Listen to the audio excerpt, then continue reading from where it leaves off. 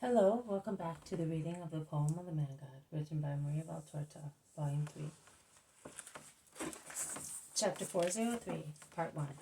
Little Michael and Preaching near Emmaus on the Plain. 28th March, 1946. Near the gate of Emmaus, there is a house of peasants. It is silent because they are all in the fields working. The sheaves of the previous day are already piled up on the threshing floor, and hay is heaped in rustic haylofts. A warm smell comes from the hay and the sheaves in the scorching midday sun. With the exception of the cooing of doves and the chirping of gossipy, quarrelsome sparrows, no other noise can be heard. Both fly unrelentingly from the roof of the nearby trees to the piles of sheaves and hay, and first among those who will enjoy those products, they peck the stiff ears. They deal one another blows with their wings. They struggle to snatch more seed or to steal the most tender blades of hay, like greedy and scrupulous warriors. They are the only thieves in Israel, where I noticed there is the greatest respect for other people's property. Houses may be left open and threshing floors and vineyards unguarded. Apart from true robbers, the highwaymen who attack people in the gorges of mountains, there are no petty thieves, not even greedy people who would steal fruit or a little pigeon belonging to other people.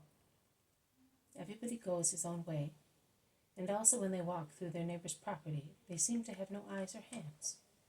It is true that hospitality is so widely practiced that there is no need to steal in order to get something to eat. Only with regard to Jesus, and because hatred is so bitter as to compel people to neglect the age-old habit of being hospitable to pilgrims, only with regard to him, it happens that houses deny hospitality and food.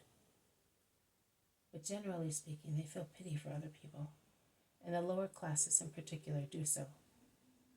Thus, after knocking at a door and not getting any answer, the apostles, without any fear, have taken shelter in a shed, where there are agricultural tools and empty pitchers, and as if everything belonged to them, they have taken some hay to sit on, some buckets to draw water from the well, and pitchers to drink, and thus moisten the stale bread and cold lamb, which they eat almost in silence, as they are so sleepy and stupefied by the sun. And with the same freedom with which they used hay and pitchers, they lie down in the sweet-smelling hay, and there is soon a snoring chorus, varied in tone and duration. Jesus also is tired, more than tired. He is sad. He looks for some time at the sleeping apostles. He is praying and thinking. He is thinking while his eyes follow mechanically the quarreling sparrows and doves, and the swallows darting over the sunny threshing floor. The screams of those swift masters of flight seem to be resolute, positive answers to the grievous questions that Jesus is asking himself. Then he lies on the hay too, and his sweet, sad, sapphire eyes are soon covered by his eyelids, and his face becomes motionless in sleep. And perhaps because he has fallen asleep with a heavy heart, his countenance is very much as tired and grievous as it will be at his death. The peasants who own the house have come back, men, women, and children, and the disciples seen previously are with them. They see Jesus and his apostles sleeping on the hay, and their voices fade into whispers not to awake them.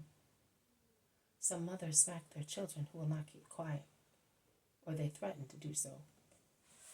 A little fellow with the steps of a little dove and a finger in his mouth approaches Jesus and watches him.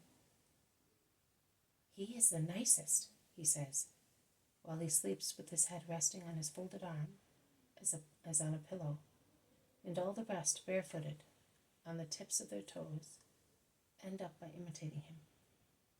Matthias and John being the first, and they are deeply moved seeing him sleep on the hay.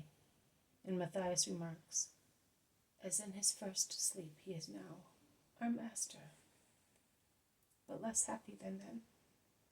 He misses his mother also." Yes, he does. Only persecution is always close to him, but we will always love him, We have always loved him as we did then, replies John. Even more, Matthias, much more. Then we loved him only out of faith and because it is pleasant to love a baby. But now we love him also because we know him. He has been hated since he was a baby, John. Remember what they did in order to strike him? And Matthias goes pale, remembering. That is true.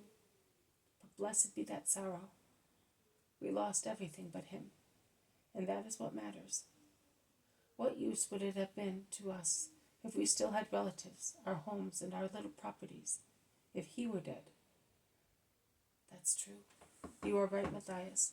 And of what avail will it be to us to have the whole world when he will no longer be in the world?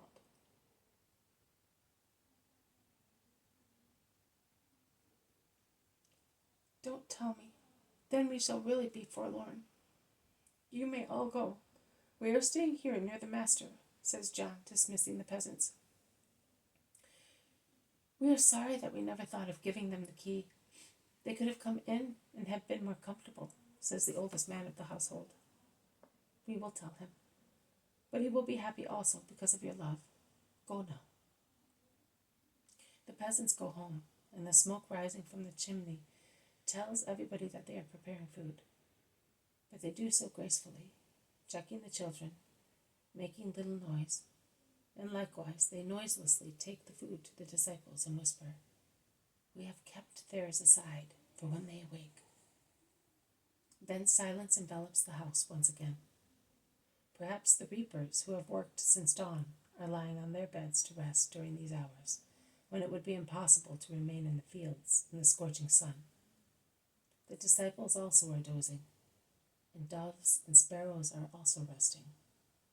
Only the swallows keep darting indefatigably in their swift flights, right azure words in the sky and shadowy words on the white threshing floor. The little fellow seen a short time ago, who is now beautiful in his very short shirt, the only garment he has on in this torrid hour, puts his little dark head out of the kitchen door, watches closely, and comes forward cautiously, with his tender little feet aching on the hot ground. His loose little shirt almost slips off his plump shoulders.